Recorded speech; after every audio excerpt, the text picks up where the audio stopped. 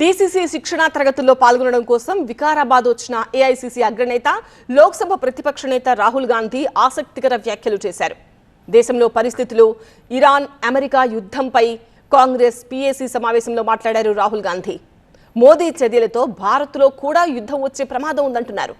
అమెరికాతో భారత్ చేసుకున్న ఒప్పందాలతో మనకు ముప్పు ఉంది అంటున్నారు. ఇండో అమెరికన్ ట్రేడ్ డీల్ చాలా ప్రమాదకరమన్నారు రాహుల్. ఇరాన్ లాంటి పరిస్థితులు మన దేశానికి రావద్దు అన్నారు రాహుల్ గాంధీ.